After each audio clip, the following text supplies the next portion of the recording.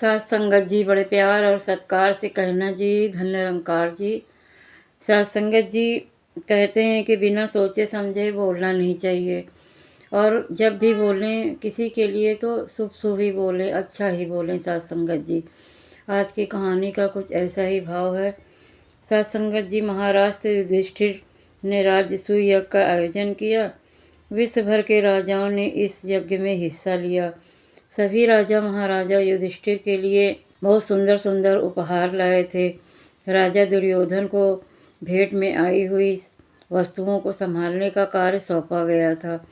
जैसे जैसे दुर्योधन बहुमूल्य भेंटों के अंबार को देखता, वैसे वैसे ईर्ष्या की अग्नि उसे झुलसाने लगती।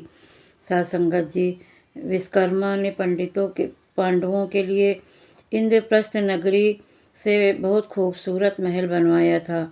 यज्ञ का आयोजन इसी महल के प्रांगण में ही हुआ था।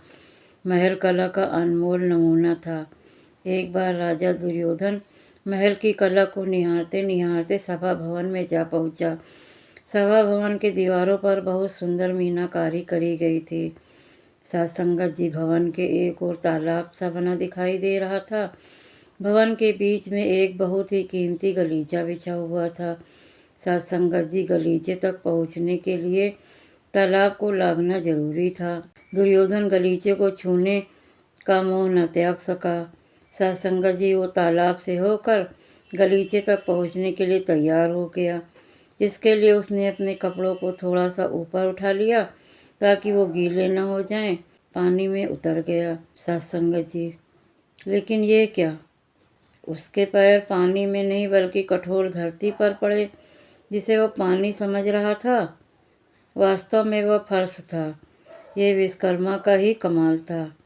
साथ संगत जी, उसने फर्श को ऐसा बनाया था कि देखने में वो तालाब की तरह लग रहा था। दुर्योधन ने मन ही मन भवन के फर्श की प्रशंसा की और गलीचे की ओर बढ़ चला। साथ संगत जी, जैसे ही उसने गलीचे पर पैर रखा, वो धड़ाम से पानी में जा गिरा। ये भी विश्वकर्मा की ही कला का एक कमाल था। उसने तालाब को कुछ इस तरह से बनवाया था कि देखने में वो एक बहुमूल्य गलीचा लगता था। पानी में गिरकर दुर्योधन बहुत लज्जित हुआ। साथ संगत जी, उसने इधर उधर मुड़कर देखा कि कहीं किसी ने उसकी ये दुर्दशा देख तो नहीं ली थी। साथ संगत जी, तभी ऊपर की एक खिड़की से हंसी की आवाज़ सुनाई दी। जब दुर्योधन ने हंसी की ओर देखा तो वहाँ द्रौपदी को अपनी सखियों के संग खड़ी पाया। साथ संगत जी, द्रौपदी दुर्योधन की दुर्दशा पर ठहाके लगाकर हंसते हुए बोली, अंधे की औलाद अंधी। द्रौपदी के साथ उसकी सखियां भी हंस पड़ीं। साथ संगत जी, कौरवों के पिता धृतराष्ट्र अंधे थे। द्रौपदी की 2 इंच की जुबान ने दुर्योधन के दिल पर गहरा घाव किया था। उसने स्वयं को बहुत अपमानित अनुभव किया। उसने वही अपने अपमान का बदला लेने की प्रतिज्ञा ठान ली। द्रौपदी का ये वाक्य भी महाभारत के विनाशकारी युद्ध का एक कारण बना। 2 इंच की जुबान के कारण असंख्य लोगों को मौत के मुंह में जाना पड़ा। साथ संगत जी, इसीलिए कहते हैं कि जब भी बोलो अच्छा बोलो और किसी के लिए बोलो तो शुभ बोलो। साथ संगत जी, कहानी छोटी सी ही होती है लेकिन वो हमें कुछ सिखा के जाती है। उसका भाव बहुत सुंदर होता है।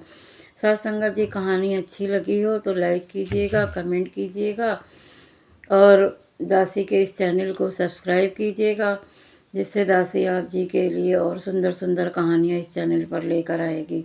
साथ संगत जी, बड़े प्यार और सत्कार से कहना जी, धन निरंकार जी।